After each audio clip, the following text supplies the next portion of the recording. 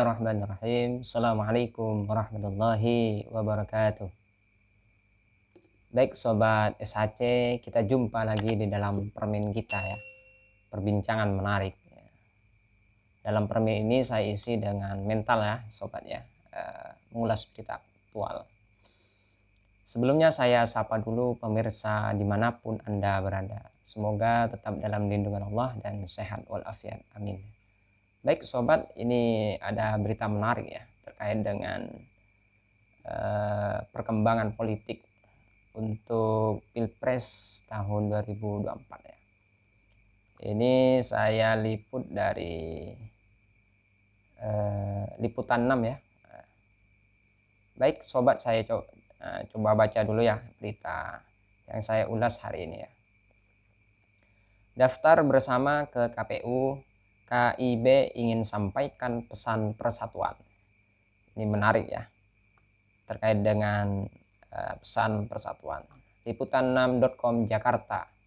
Koalisi Indonesia Bersatu yang disingkat dengan KIB dinilai tengah menunjukkan politik simbolis membawa pesan persatuan, yaitu melalui 3 parpol, Golkar, P3, dan PAN, melakukan pendaftaran peserta pemilu bersama-sama pada tanggal 10 Agustus tahun 2022. Secara simbolik, pesan persatuan ini mau disampaikan lewat kebersamaan KIB dalam mendaftar sebagai peserta pemilu, kata Direktur Eksekutif PEARA Sindikat Ari Nur Cahyo, dikutip Sabtu 6. Publik punya harapan terhadap pesan persatuan yang diusung KIB, kata Ari. KIB diharapkan konsisten memperjuangkan politik kebangsaan sekaligus menolak politik identitas, karena politik identitas kontraproduktif dengan persatuan. Harapan publik, semoga KIB konsisten menjaga persatuan nasional dengan mengusung dan memperjuangkan politik kebangsaan dan politik gagasan, serta konsisten menolak politik identitas yang mengoyak persatuan dan membelah masyarakat lewat polarisasi masif, ujar Ari. KIB juga diharapkan mampu menerjemahkan semangat persatuan menjadi aksi dan tindakan yang konkret. Semoga pesan simbolik tersebut membumi dalam aksi nyata menjaga persatuan bangsa di tengah masyarakat dan tidak tergoda untuk mempraktikkan politik identitas tuturnya.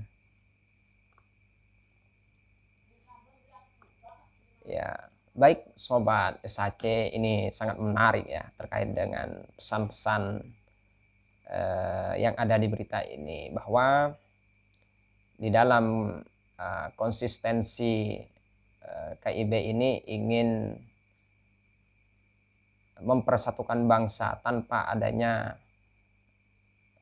identitas, ada politik identitas ya, atau politik adu domba. Tentu ini ingin memecahkan hal-hal sedemikian ya.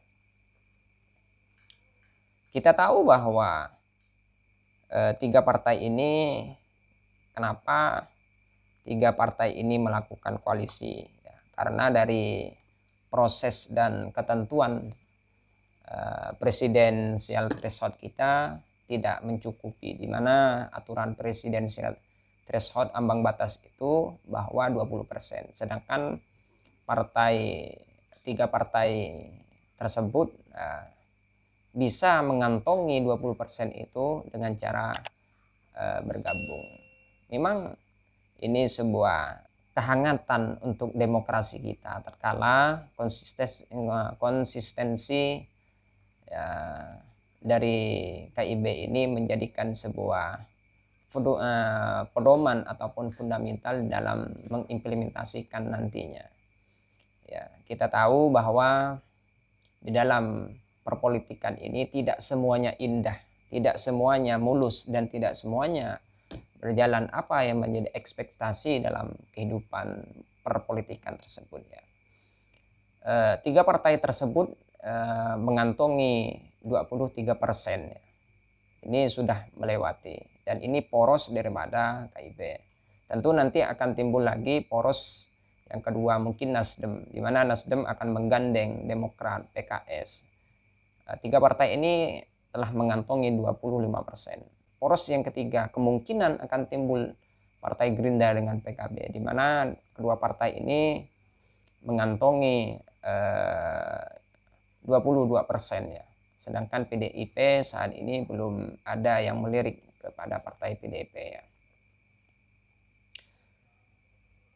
Kalau secara ambang batas ini memang sudah dinyatakan lolos dalam presiden threshold. Tetapi kita lihat apakah partai-partai ini sudah mendaftar ke KPU atau belum. KPU telah melayangkan informasi terkait dengan pendaftaran pada tanggal 29 dan tanggal 30 tersebut, bahwa pencalonan pendaftaran ini akan dibuka pada tanggal 1 Agustus. Ini sekarang sudah tercatat tanggal 7 ya. Tetapi KIB ini berdasarkan dari info Liputan 6 ini akan mendaftar pada tanggal 10 ya, dimana dalam persyaratan pendaftaran tersebut sangat rumit kalau kita lihat ya. Tentu seorang partai politik, seorang pejabat sangat mudah dalam mengeksekusi persyaratan-persyaratan ini ya, dimana dalam tahapan ini yang pertama itu pengumuman, di mana pengumuman sudah dilayangkan, kedua pendaftaran parpol, ketiga verifikasi administrasi, dan sampai yang terakhir ya. Ini banyak kalau saya baca semua ya.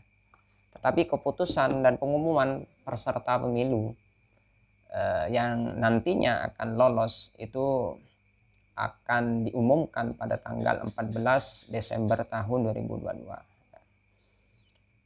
Ini masih ada rentan waktu yang sangat cukup untuk persiapan-persiapan dari beberapa partai politik yang saat ini sangat semangat untuk bergabung dan ikut berkompetisi dalam pemilu 2024. Kita tahu bahwa jumlah partai yang saat ini yang ada dalam draft atau daftar KPU itu 42 partai ya. Tetapi yang masuk dalam kategori parlemen itu hanya sedikit ya.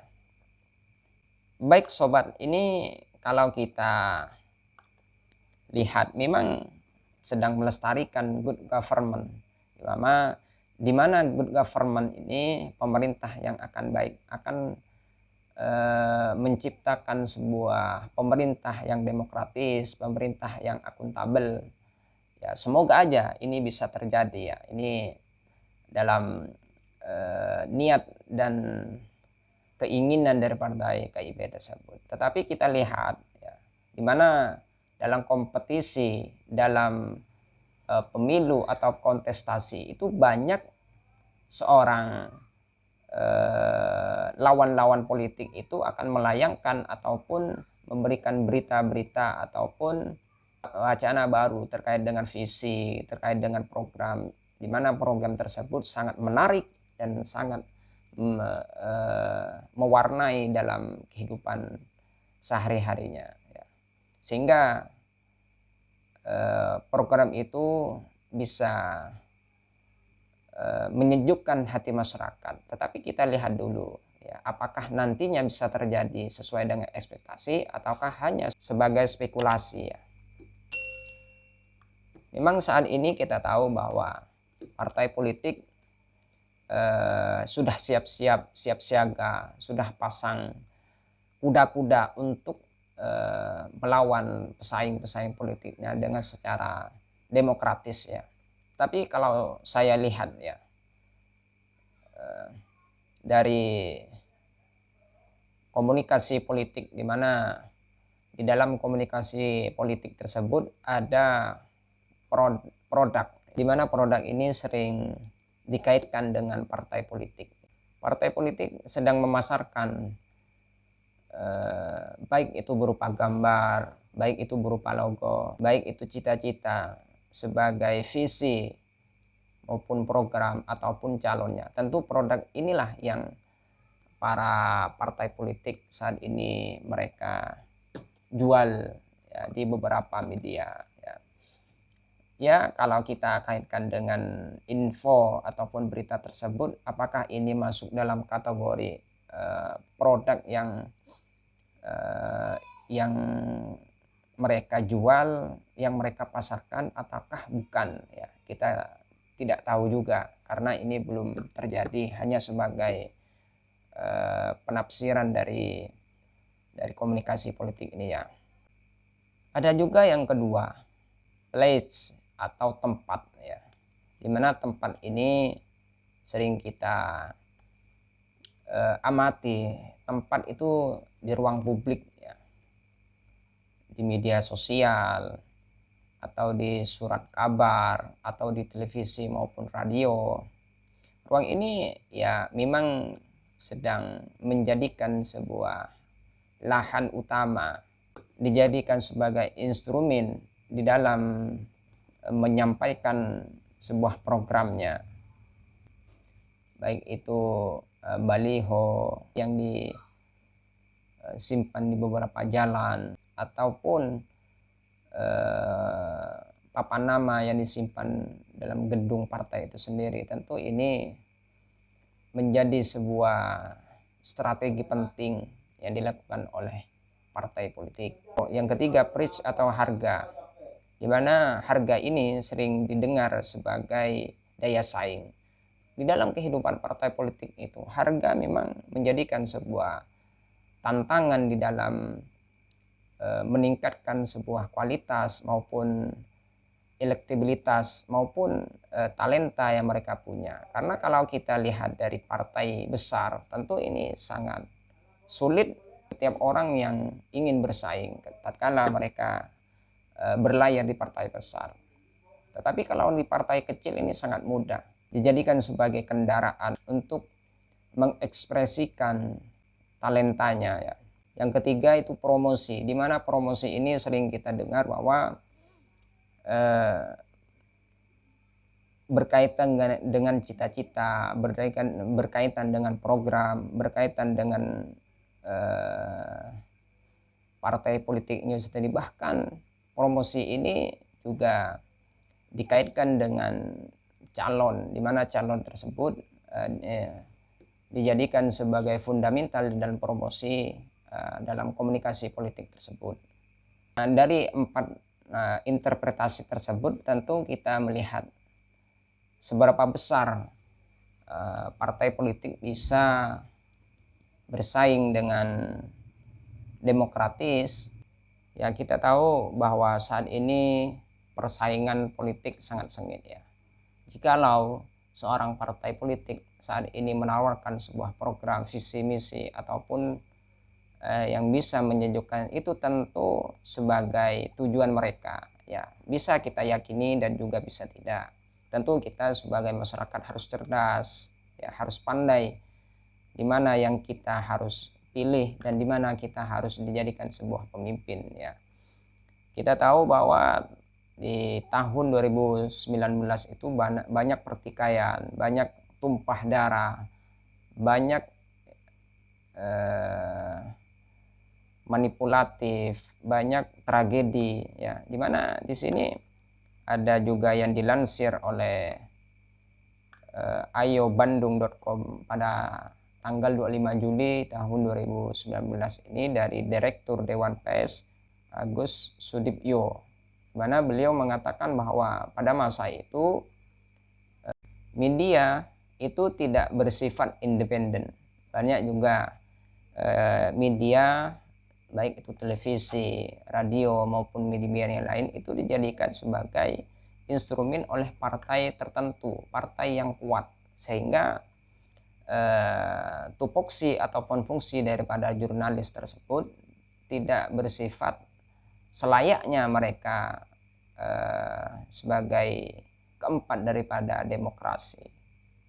Makanya dianggap sebagai tidak bersifat independen ya. Maka dari itu harapan kita bersama untuk pemilu yang akan datang bisa eksis dan bisa menunjukkan tupoksinya dan berfungsi sebagai independen, di mana layaknya mereka duduk dan fungsi daripada jurnalis tersebut.